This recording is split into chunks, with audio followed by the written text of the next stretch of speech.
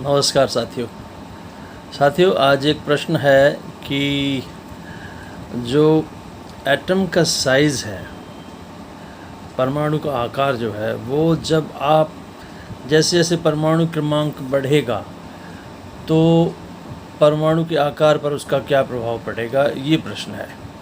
तो इस पर हम और आप विचार करते हैं। और आप देखें ज़रा कि जो मैंडलीफ की जो टेबल है ना, एलिमेंट्स को पुट करने की जो टेबल उन्होंने बनाई है, आवर्त सारणी जिसे हम और आप कहते हैं, उसमें जो व्यवस्था की गई है वो periods from left to right and from top to bottom groups, इस तरह से उन्होंने उसको डिवाइड किया हुआ है। और depending on the number of electrons in the atom उसकी पोजीशनिंग होती है। तो ये हम और आप जानते हैं। इसमें आप देखें कि किस तरह से एटॉमिक नंबर बढ़ने का मतलब ये है कि नंबर ऑफ़ प्रोटॉन्स भी बढ़ रहे हैं as well as number of electrons भी बढ़ रहे हैं। तो आप देखो कि अक्रॉस द जब आप period from left to right चलोगे और जब इलेक्ट्रॉन्स की संख्या ज़्यादा होगी तो क्या होगा, आप ज़रा सोचिएगा।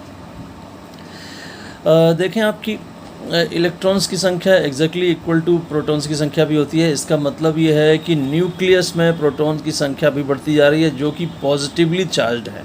इसका मतलब न्यूक्लियस का चार्ज जो है वो बढ़ता जा रहा है, विद 1 यूनिट से बढ़ रहा है जैसे जैसे आप अक्रॉस द पीरियड अगले खाने में जा रहे हैं। इसका मतलब कि केंद्र का चार्ज बढ़ रहा है, तो वो क्या करेगा, वो आपकी जो जितने भी इलेक्ट्रॉन्स हैं उनको और अधिक शक्ति से अपनी तरफ खींचेगा, है ना।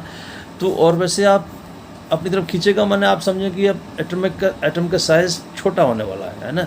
The size of the atom decreases with the increase of atomic number as we go through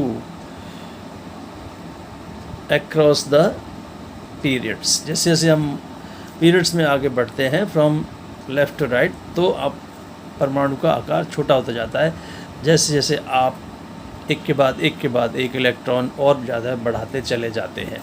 कारण उसका वही है कि केंद्रक का चार्ज अधिक हो गया, तो अधिक शक्ति से उसको अपनी तरफ खींचेगा, तो उसका साइज़ जो है वो छोटा हो जाएगा। एटॉमिक साइज़ डिटरमिन कैसे होता है, ज़रा इस पर भी आप विचार कीजिए। एटॉमिक साइज़ जो है, साइज़ ऑफ द एटम जो है वो डिस्टेंस है, the distance between the nucleus and the outer most cell.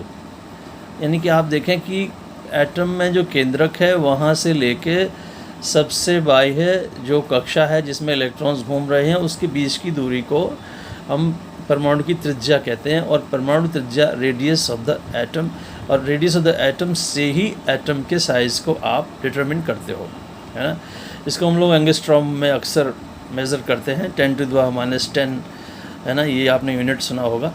तो ये एटॉमिक साइज़ है। और जैसे जैसे आप इसको from left to right across the period आप आगे बढ़ रहे हो, मैंने एज आई टोल्ड यू, एक इलेक्ट्रॉन और डाला, फिर एक इलेक्ट्रॉन और डाला, रिज़ल्ट क्या हो रहा है कि positive charge of the nucleus भी इंक्रीज़ करते जा रहा है, और वे सभी के सभी जो एडिशनल इलेक्ट्रॉन्स हैं वो सेम सेल में जा रहे हैं। तो आप देखेंगे कि जो फोर्स ऑफ अट्रैक्शन जो है between the nucleus and the outer most जो एनर्जी लेवल का है या जो आउटर मोस्ट सेल का है, उसमें फोर्स ऑफ अट्रैक्शन बढ़ रहा है, तो आप श्रिंक कर जा रहा है वो एटम, और एटम का साइज़ छोटा हो रहा है।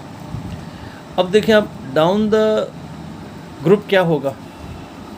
डाउन द ग्रुप जब आप एक के बाद मतलब जब एटॉमिक नंबर बढ़ता है, तो आप देखेंगे कि इलेक्ट्रॉन की संख्या जैसे जैसे बढ़ेगी तो एनर्जी लेवल्स भी बढ़ते जाते हैं, ये आपको मालूम है। और चूँकि आउटर मोस्ट जो सेल है या एनर्जी लेवल है उसमें इलेक्ट्रॉन्स की संख्या बराबर ही रहती है, इसलिए वो सब के सब सेम ग्रुप में रखे जाते हैं। ये आपको मालूम है कि जब आउटर मोस्ट सेल में इलेक्ट्रॉन्स की संख्या बराबर होगी तो उसकी केमिकल प्रॉपर्टीज़ चूँकि सेम होती हैं, इसलिए उनको सेम ग्रुप में रखा जाता है। तो आप जैसे ही डाउन द ग्रुप जाएंगे तो आप देखेंगे कि जैसे जैसे आपके इलेक्ट्रॉन्स की संख्या बढ़ रही है, एनर्जी लेवल भी बढ़ता जा रहा है।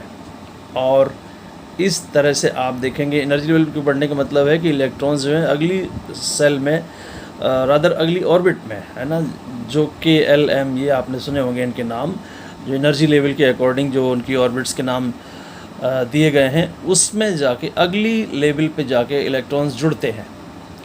तो ऑटोमेटिकली आप समझ सकते हैं कि इलेक्ट्रॉन्स का साइज़ बड़ा होगा, है ना, यानी कि अगली चूँकि ऑर्बिट जुड़ गई, अगला एनर्जी लेवल आ गया, है ना, इसलिए वो जो distance between the nucleus and the outer most cell है वो बढ़ जाएगा। तो डाउन द ग्रुप जाने पे एटॉमिक नंबर जब बढ़ेगा तो एटम का साइज बढ़ता है, जबकि अक्रॉस द पीरियड चलने पे जब आप एटॉमिक नंबर को बढ़ाएंगे तो एटम का साइज़ डिक्रीज़ होता है। तो ये सुनने में ज़रूर ऐसे लग सकता है कि एटॉमिक नंबर बढ़ रहा है तो एक बार घटा और एक बार बढ़ा क्यों। मुझे लगता है शायद अब आपको कारण स्पष्ट हो गया होगा कि किस तरह से एटॉमिक नंबर बढ़ने पर across the period size shrink होगा और डाउन द ग्रुप साइज़ बड़ा होगा। तो ये प्रश्न था आपका, बहुत अच्छा प्रश्न था ये, और इसी तरह से आप प्रश्न पूछते रहिए, हम आपके लिए प्रश्न के उत्तर निकाल के लाने की कोशिश कर रहे हैं लगातार। और अच्छा लगा, कल एक और किसी साथी ने चैनल को सब्सक्राइब करा, वो ज़रा काम बढ़ाइए आप तेज़ी से, साथियों को बोलिए, घर में सभी मित्रों को, परिवारजनों को बोलिए चैनल को सब्सक्राइब करने के लिए। वीडियो यदि आपको जानकारी अच्छी लग रही है तो शेयर करें, लाइक करें। धन्यवाद, नमस्कार।